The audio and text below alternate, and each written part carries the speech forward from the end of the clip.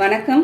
வாங்க இன்னைக்கு வெயிலுக்கு நல்லா சில்லுன்னு குடிக்கிற மாதிரி ஒரு ஆரோக்கியமான பால் சர்பத் எப்படி செய்யறதுன்னு பார்க்கலாம். சப்ஜா விதைங்க பொடிசா கடுகு மாதிரி இருக்கும். இதை நம்ம ஊற வச்சிடலாம். இது ஒரு அரை மணி நேரத்துக்குள்ளேயே நமக்கு ஊறிடுங்க. இப்போ தண்ணி சேர்த்து இதை ஊற வச்சிடலாம். இது உடம்புக்கு பார்த்தீங்கன்னா நல்லா குளிர்ச்சியானதுங்க. இப்போ நான் ஸ்டவ்வில் 1 லிட்டர் அளவுக்கு பால் எடுத்து வச்சுருக்கேன். பாத்திரம் கொஞ்சம் அகலமாக இருந்துச்சுன்னா நமக்கு பால் சீக்கிரமாக கொஞ்சம் சுண்டிடும். அதுக்காக பாத்திரம் கொஞ்சம் அகலமாக வச்சுருக்கேன். இதை மாதிரி ஒரு கரண்டி வச்சு கலந்து விட்டுக்கலாம் பாலை. பால் ஆடை கட்டக்கூடாதுங்க. ஆடை கட்டிடுச்சுன்னா சர்பத்துக்கு நல்லா இருக்காது. பால் சர்பத்துக்கு ஆடை இல்லாமல் நம்ம கலந்து விட்டுட்டே இருக்கணும். இப்போ பால் நல்லா பொங்கி வருதுங்க. இப்போ அப்படியே கலந்து விட்டுட்டே இருக்கலாம். ஒரு 10 நிமிஷம் பொங்கினதுக்கப்புறம் ஒரு 10 நிமிஷம் நல்லா காய்ச்சிக்கலாங்க. அந்த பாலுடைய பச்சை வாசனையும் போகணும். அதனால பால் நல்லா காஞ்சிடுச்சுங்க. இப்போ நான் சர்க்கரை ஒரு 150 கிராம் சர்க்கரை சேர்த்துக்கிறேங்க. சர்க்கரை சேர்த்துட்டு நல்லா கலந்து விட்டுடலாங்க. சர்க்கரை கரையட்டும்.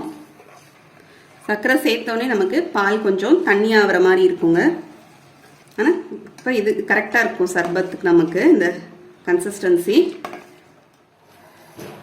இப்போ சர்க்கரை சேர்த்து நமக்கு ஒரு 2-3 நிமிஷம் போல் நல்லா கரைஞ்சிருச்சுங்க சர்க்கரையும். இப்போ ஸ்டவ் ஆஃப் பண்ணிடலாம். ஆஃப் பண்ணிவிட்டு நான் இங்கே கண்டென்ஸ் மில்க் எடுத்து வச்சுருக்கேங்க. இது சேர்க்கணுன்னு அவசியம் இல்லை பால் சர்பத்தில். ஆனால் சேர்த்தா ரொம்பவே டேஸ்ட் நல்லாவே இருக்கும். உங்களுக்கு வேண்டான்னா கண்டென்ஸ் மில்க்கு ஸ்கிப் பண்ணிவிடுங்க. நான் இந்த கரண்டியால் ஒரு குழி கரண்டி அளவுக்கு சேர்த்துக்கிறேன். சேர்த்துட்டு அப்படியே கலந்து விட்டுறலாங்க. இப்போ இதை நல்லா நம்ம ஆற வச்சிடலாம். இப்போ நல்லா பால் ஆறிடுச்சுங்க. இப்போ நம்ம ஊற வச்ச சப்ஜா விதையும் நல்லா ஊறிடுச்சுங்க. இப்போ இதை சேர்த்துடலாம். நம்ம பாலில் தண்ணிலாம் சேர்த்துறாதீங்க. தண்ணி சேர்த்தோம்னா நல்லா இருக்காது. அதே மாதிரி ஐஸ் க்யூப்ஸும் போட்டு உடனே ஐஸ் க்யூப்ஸ் போட்டு குடிச்சிடாதீங்க. டேஸ்ட்டே சுத்தமாக மாறி போயிடும். ஃப்ரிட்ஜில் வச்சு நல்லா சில் பண்ணி குடிங்க. அப்போ தான் டேஸ்ட் ரொம்பவே நல்லாயிருக்கும். இது பார்த்திங்கன்னா பாதாம் பிஸ்ஸுங்க. இது நம்ம முன்னாடியே ஊற வச்சிடணும். ஒரு 5 மணி நேரம். நம்ம 5 மணி நேரத்துக்கு நம்ம நல்லா ஊற வச்சிடணுங்க. இப்போ காலையில் செய்கிறோன்னா நம்ம நைட்டே இதை ஊற வச்சுட்டோம்னா, இப்போ சாயந்தரம் செய்கிறோன்னா காலையில் ஊற வச்சா சரியாக இருக்கும். இது முழுகிற அளவுக்கு. இது கொஞ்சமாக போட்டாவே நிறைய உதிரி ஆகுங்க. நான் இப்போ இந்த அளவுக்கு தான் போட்டேன். அதுவே நிறையா வந்திருக்கு. இப்போ பாருங்கள் நல்லா ஜெல்லி மாதிரி இருக்கும்.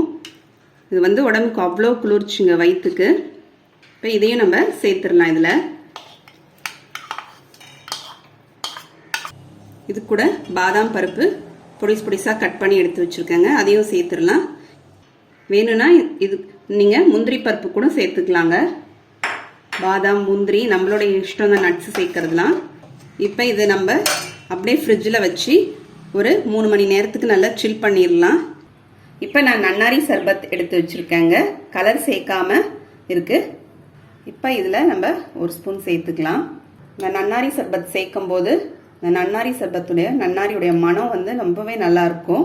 இந்த மனம் பார்த்திங்கன்னா மனசுக்கு நல்லா ஒரு சுகமாக இருக்கும். அதை மாதிரி இந்த சர்பத் குடிக்கிறதுக்கு வயிற்றுக்கும் நல்ல இதமாக இருக்குங்க. இப்போ நமக்கு பால் சர்பத் ரெடி ஆயிடுச்சுங்க. நீங்களும் இதை மாதிரி செஞ்சு பாருங்கள். செஞ்சு பார்த்துட்டு எப்படின்னு கமெண்ட் பண்ணுங்கள். உங்களுக்கு இந்த வீடியோ பிடிச்சிருந்தா லைக் பண்ணுங்கள், ஷேர் பண்ணுங்கள், சப்ஸ்கிரைப் பண்ணுங்கள். அடுத்த வீடியோவில் பார்க்கலாம். தேங்க்யூ.